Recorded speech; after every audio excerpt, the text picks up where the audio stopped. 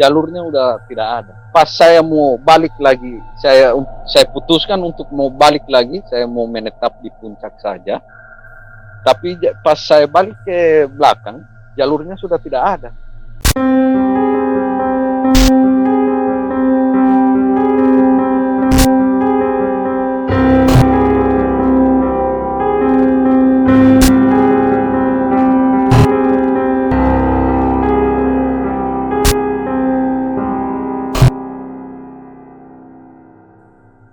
Assalamualaikum warahmatullahi wabarakatuh.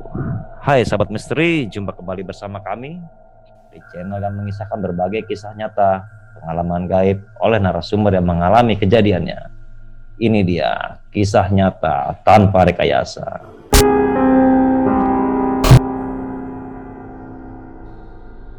Mungkin teman-teman sudah pernah mendengar atau mungkin pernah membaca berita mengenai 46 orang yang tersasar dan dinyatakan hilang pada saat mendaki Gunung Pilomatea. Di sini Gunung Pilomatea berada di daerah Gorontalo. Saya akan sedikit membahas gunung tersebut. Pilomatea dengan sebutan puncaknya ialah Puncak Merdeka. Kenapa disebut Puncak Merdeka? Karena tingginya adalah 1745 meter dari permukaan laut. 17 artinya tanggal 17 Agustus, 45 artinya tahun 45, yaitu adalah tahun kemerdekaan negara Indonesia. Maka itulah disebut oleh Puncak Merdeka. Pada saat ini mungkin sempat disinyalir dan dengar kabar-kabar kalau Gunung Pilomatea ini adalah salah satu tempat bersejarah yang pada masanya gunung ini sempat terjadi sebuah gerakan sesuatu yang mungkin tidak bisa saya sebutkan. Dalam bahasa Gorontalo, Pilomatea artinya dibunuh atau dibantai. Sudah pasti di sini banyak kejadian-kejadian yang mungkin ya sangat mengerikan lah. Alhamdulillah saya sudah terhubung bersama seorang narasumber. Dia ini seorang penggiat alam. Orang tersebut adalah salah satu yang dinyatakan hilang oleh tim SAR dan dia hilang selama 9 hari. Kita sambut yaitu Bang Ramdan Ibrahim. Assalamualaikum Bang Ramdan, bagaimana kabarnya? Waalaikumsalam warahmatullahi wabarakatuh. Alhamdulillah sehat, Bang. Alhamdulillah Bang. Ganis. Sekarang mungkin Abang bisa menyapa para sahabat-sahabat misteri semua yang sudah menantikan kisahnya Abang mengenai hilangnya 9 hari di Gunung Pilomatea. Silakan disapa Bang, teman-teman semua Bang. Ya, halo sahabat Rekam Media. Perkenalkan, nama saya Ramdan Ibrahim selaku penggiat alam, juga selaku anggota kelompok petualangan bebas Green Iguana Gorontalo. Ya, makasih Bang. Abang salah satu mungkin pelaku ya atau narasumber yang mengalami kejadian waktu hilang 9 hari di Gunung Pilomatea Bang ya? Ya, betul ya, Bang. Betul. Mungkin di sini Abang ingin berbagi ceritanya kepada kita dan teman-teman. Ingat, di channel kita pasti selalu ada pesan moral, edukasi, evaluasi apa mengenai dan kenapa penyebabnya, serta kita akan bahas mengenai kisah yang dialami Bang Ramdan Ibrahim. Bang Ramdan, silakan bercerita kepada rekan-rekan semua, kepada sahabat misteri mengenai pengalamannya saat mendaki Gunung Pilomatea. Silakan Bang. Ya, ya, sahabat Rekam Media di mana saja berada, izinkan saya untuk berbicara sedikit tentang pengalaman saya waktu tersesat di Gunung Pilomatea. Pertama-tama ini kejadian sudah selang mungkin 6 tahun. 6 tahun silam, tepatnya di bulan Agustus, bertepatan dengan 17 tahun 2014. Tiap tahunnya di penggiat alam, di setiap penggiat alam di Gorontalo itu bergilir untuk melakukan kegiatan tersebut, kepanitiaannya. Kebetulan di 2014, 17 Agustus di 2014, kebetulan di organisasinya kami dapat kepercayaan menjadi panitia pelaksana kegiatan upacara di Gunung Pilomatea. Yang jelas namanya di bahasa Pilomatea, bahasa Gorontalonya, tempat pembunuhan atau pembantaian. Jadi di desa Ilomata terdapat 2 kampung, yaitu Pilomatea dan Pilolahea. Jadi di bawahnya Pilomatea terdapat lagi kampung Pilolahea, yang artinya dalam bahasa Gorontalo itu tempat diturunkan orang-orang yang sudah dibunuh di tempat itu, lalu diturunkan di bawah. Sebenarnya Gunung Pilomatea ini hanya tempat untuk kami melakukan pendidikan dasar untuk anggota kami yang baru masuk. Jadi jalurnya Pilomatea ini hanya kami khususkan untuk anggota baru yang masuk di organisasi kami.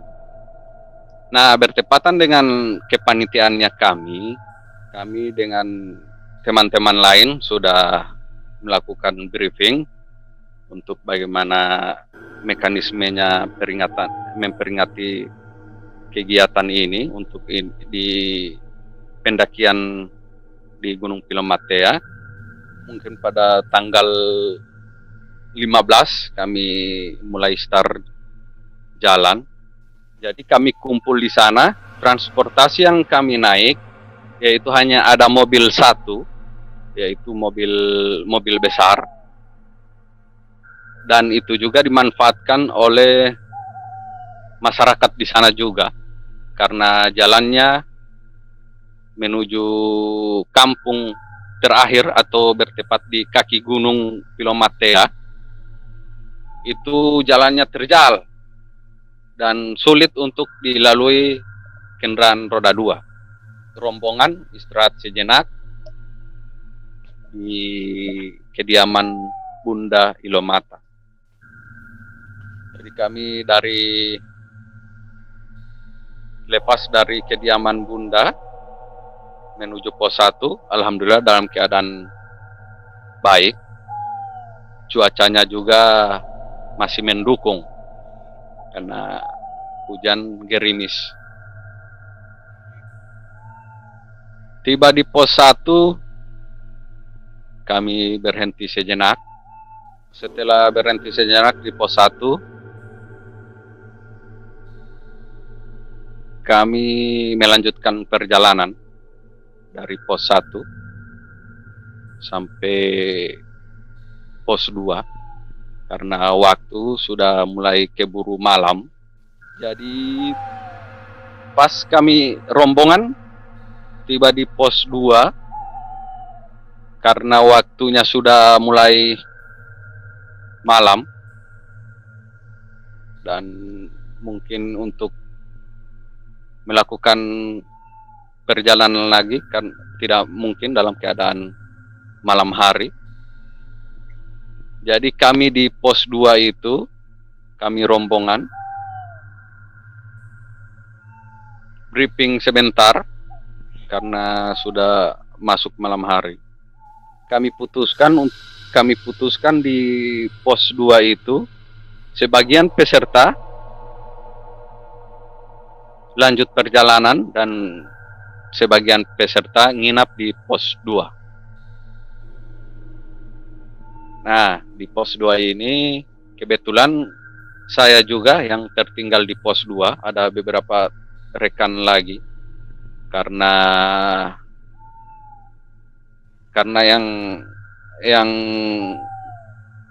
yang melakukan perjalanan itu kebetulan ada perempuan, dan waktu itu kondisi keadaannya sudah tidak mungkin lagi melanjutkan perjalanan.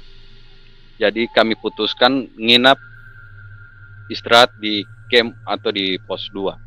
Tapi rombongan lain sudah menuju di pos 3. Tiba di pos 2 itu sekiranya pukul 10 malam.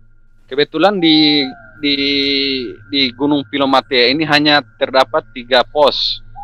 Jadi kami tim yang tertinggal yang menginap di pos istirahat di pos 2 memutuskan untuk melanjutkan perjalanan itu nanti besok harinya. Besok harinya kami melanjutkan perjalanan. Jadi pagi hari kami mulai melakukan perjalanan lagi untuk menuju pos 3. Alhamdulillah turun lepas dari pos 2 itu jam pukul 9 pagi. Kami melakukan perjalanan karena sudah dari pos 2 menuju pos 3 jalurnya sangat terjal. Jadi kami hanya melakukan perjalanan sangat hati-hati karena ada beberapa teman perempuan. Jadi nanti kami tiba di pos 3 sore hari, nanti besok harinya kami melakukan kegiatan upacara. Tiba malam hari kami briefing lagi bagaimana mekanisme kegiatannya besok harinya, karena besok harinya itu bertepatan di tanggal 17 Agustus. Di hari itu pas tanggal 17 kami mulai melakukan kegiatan upacara. Jaraknya dari pos 3 ke tempat lokasi kegiatan upacara itu cukup dekat. Kami tinggal alat-alat kami di tempat camp. Jadi kami naik rombongan panitia semua. Tapi panitianya sebagian sudah melakukan pengecekan di lokasi tersebut. Cuacanya di lokasi tersebut sangat kabut.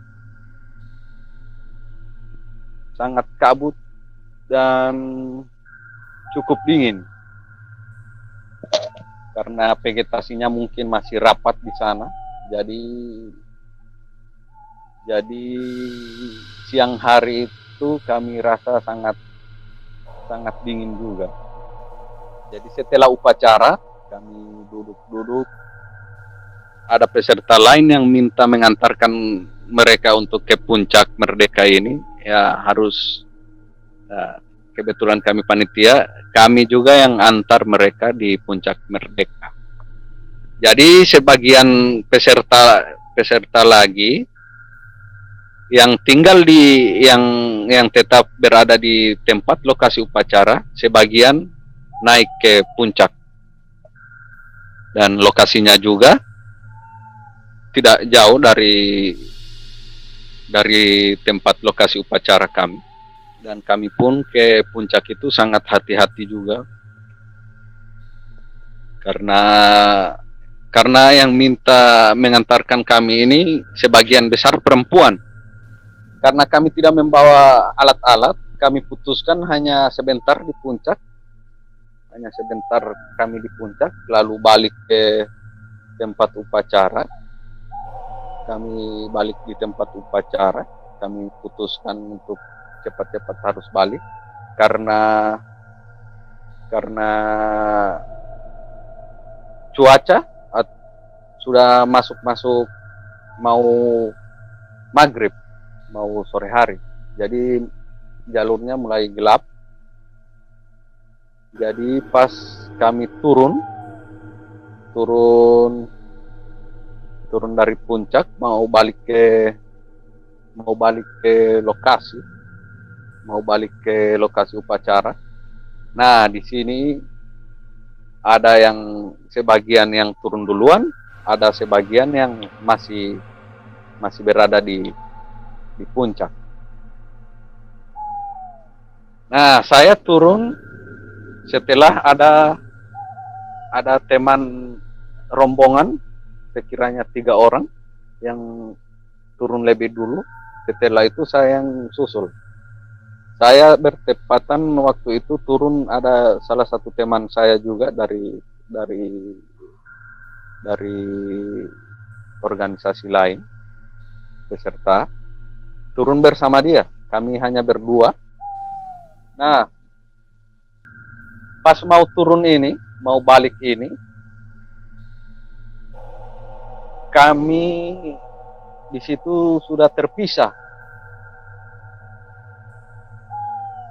Jalurnya ada yang bercabang.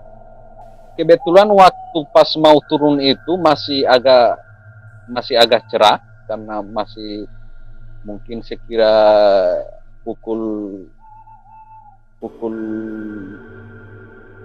17 lewat. Jadi mau masuk maghrib. Jadi masih kami turun itu masih agak cerah, masih sore hari.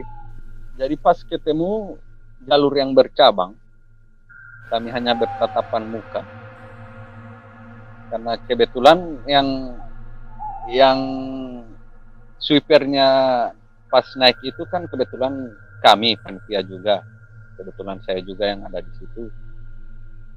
Karena jalur yang bercabang ini, yang ikut kanan ini, jalurnya agak terbuka karena jalur kiri ini ada pohon yang melintang di jalur kiri ini.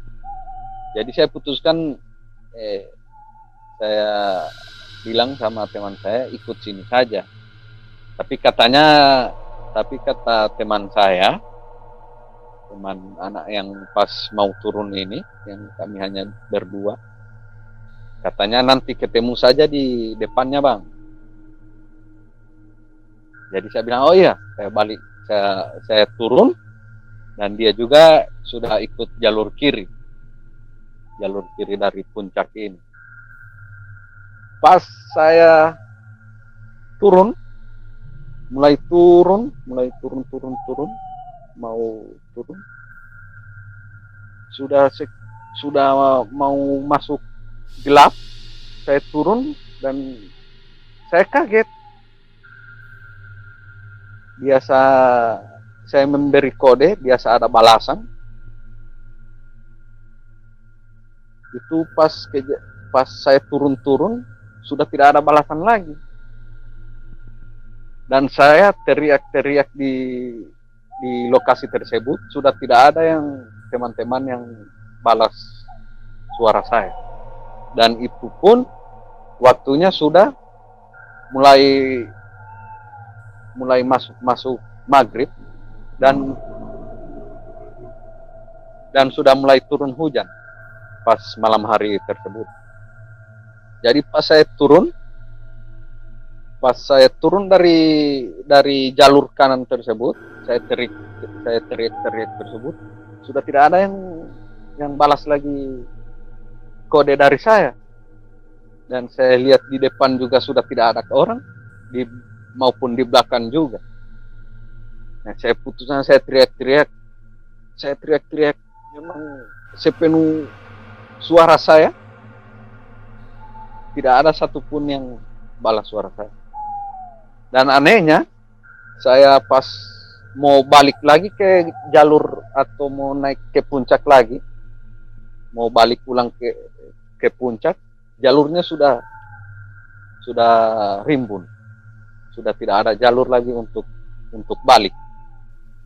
Oh, jadi abang waktu turun itu ngelihat jalan tuh terbuka ketika balik badan pengen kembali lagi ke pertigaan tadi, katanya jalan tuh udah tidak ada ya bang ya? Jalurnya udah tidak ada. Pas saya mau balik lagi, saya putuskan untuk mau balik lagi, saya mau menetap di puncak saja. Tapi pas saya balik ke belakang, jalurnya sudah tidak ada. Untuk saya balik lagi untuk lewati jalan tersebut sudah tidak memungkinkan lagi untuk dilalui. Jadi pas saya teriak-teriak di situ, pas saya di jalurkan tersebut sudah mau masuk malam hari. Pas hujan juga sudah mulai turun. Dengan kondisi yang ada pas waktu itu saya sudah kecapean, saya teriak-teriak tersebut. Pas saya mau balik sudah tidak ada lagi jalur yang saya mau akan lalui lagi. Saya putuskan saya sudah istirahat di tempat itu. Saya putuskan untuk tidur di jalur. Kondisinya juga sudah mulai masuk malam, hujannya makin tambah deras. Yang terbawa pas turun dari puncak tersebut, yang ada di kantong saya itu hanya macis korek.